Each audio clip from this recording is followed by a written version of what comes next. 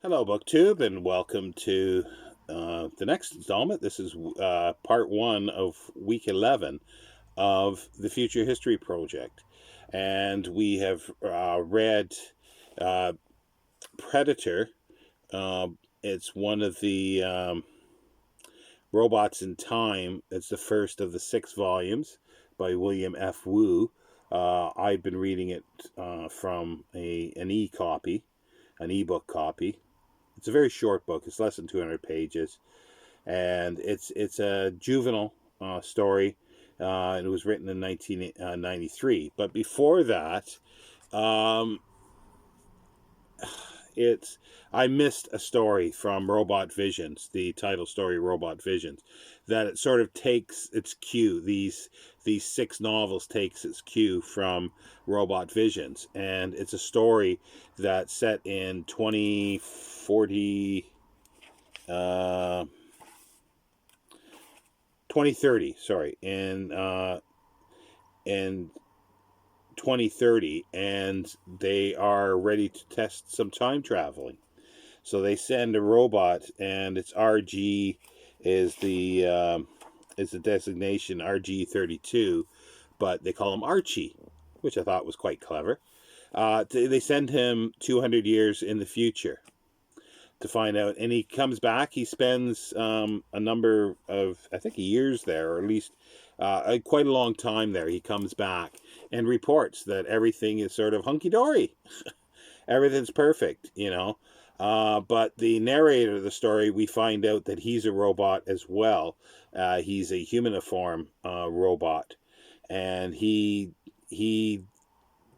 deduces the reason why everything's okay is the human race has been wiped out, and it's the humaniform robots that are populating and taking on the legacy of humanity.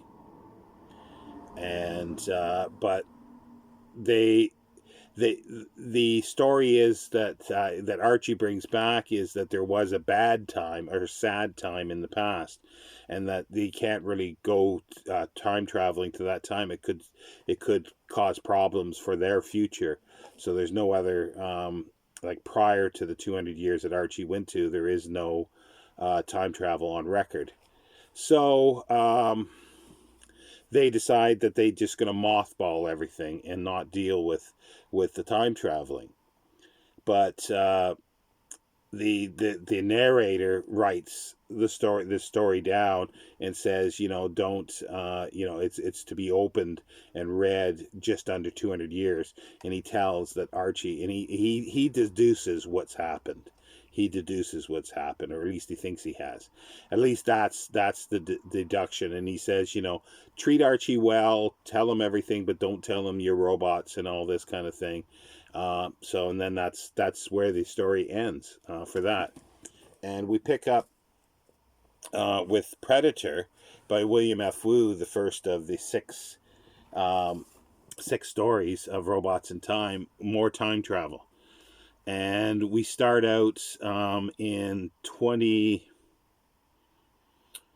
I think it's 21. It's I forget the exact date, but it's not 2030. It's like almost 100 years after that, and it's the beginning is set in like an underground city in the desert in the American Southwest, and there is a large robot. He's basically called. He's a governor, and he's like there's many of them to take care of cities and run, administrate, and everything. He's a huge robot, but because he's a multiplex robot, that there's 6 robots inside him that he can split up into 6. And there's the governing committee that don't like having the robots there, so they're trying to discredit him. And so he realized there is a problem with this program, and he doesn't want to, because he knows that the human committee, is going to get him into a loop and cause him to break down. And he in the third law, and this is very, very laws of robotics. It's back to the basics of laws of robotics, and he prioritizes number 3 to self-preservation. But in order to do that, he doesn't want to speak to any humans because they can countermand that order. So he cuts off all communication, and then he finds out that well, they're going to get to him anyway. It's only a matter of time. So he decides to split up into the 6 counterparts, and he finds out about a machine that can send him possibly back in time. So he secretly goes there, and we find out eventually that each part of him has been sent to different periods of time. The first one is sent to the Cretaceous period.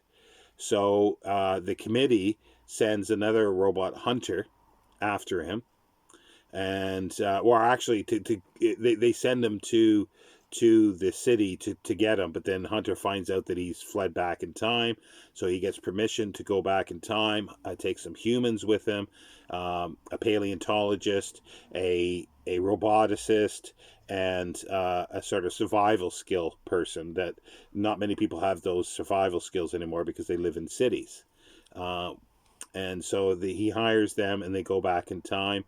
The robot had shrunk himself down to microscopic size, and in order to try to hide, but there's a fault with that because within 24 hours or 48 hours he'll burst back into to the size. So they travel back just shortly after he would have, but then they have to wait until he materializes to the right size, and then they're after him. But then there's the creator, Nystrom, who is after him as well. He wants to get there and actually fix the robot before the committee gets him and destroys him, because it's his career. So, and then there's the struggle between the 3 laws of robotics, the hunter that's there that wants to capture this, and they find out that it is the one of the sections of the 6.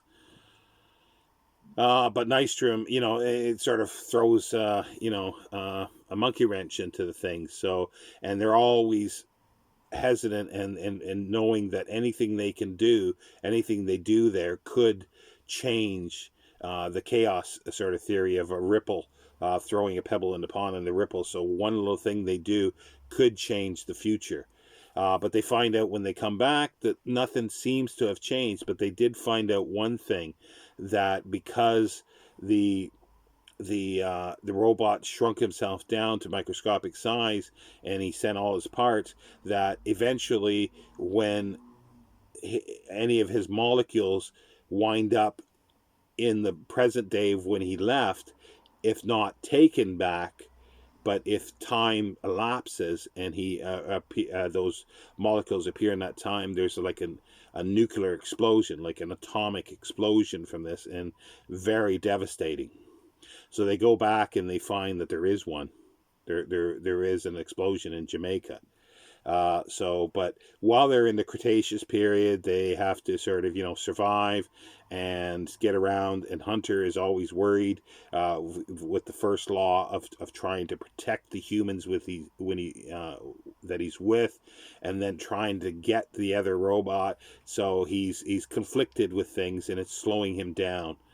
But he sort of works it out, and like I say, it's a juvenile novel, so there's some funny stuff. They catch a dinosaur and put a saddle on the dinosaur, and the humans ride the dinosaur a bit. It's a bit silly, and there's a lot of stuff that's shaky, but it was an enjoyable story, and it's short. It's under 200 pages, and it's back to the basics. Some interesting talk about the 3 laws of robotics, and how one will sort of be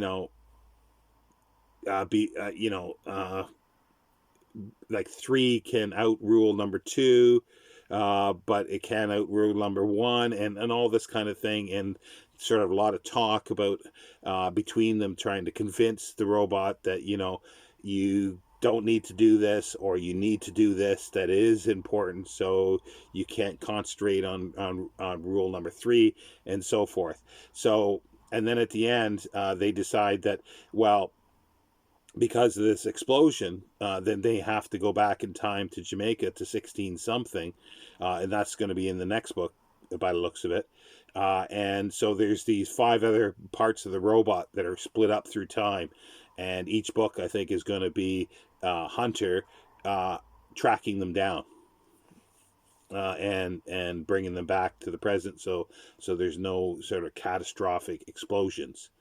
So that's where it ends. They're making preparation to go back to the mid 1600s with pirates. I think Morgan, the pirate Morgan. So yeah. So it was a fun story. It's not earth shattering in in the uh, the future history storyline at all. He might do something that's kind of interesting.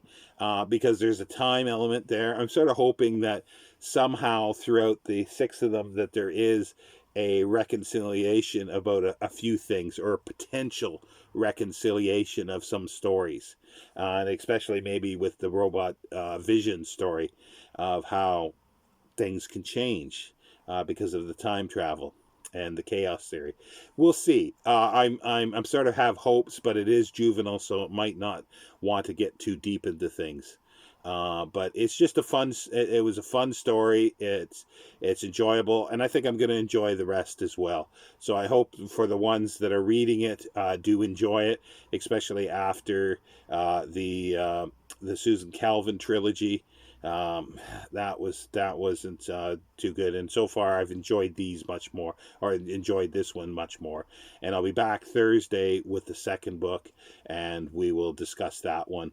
And anybody who's interested, if you want to look into the link will be down in the description. It's the playlist for the Future History Project, and myself, Scott Danielson and Scott Bryant did a live, and we talked about a few things, but mainly about the Mickey Zucker Reichardt's trilogy, as well as a little bit about the Isaac Asimov's storyline, how it was done, and then and then we answered some questions from the viewers at the time. But that is now on, or is in the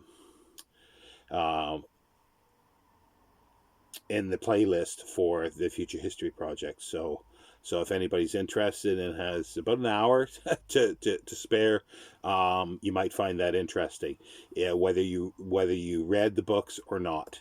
But anyway, I'll be back on Thursday and to discuss the second one. Take care, BookTube.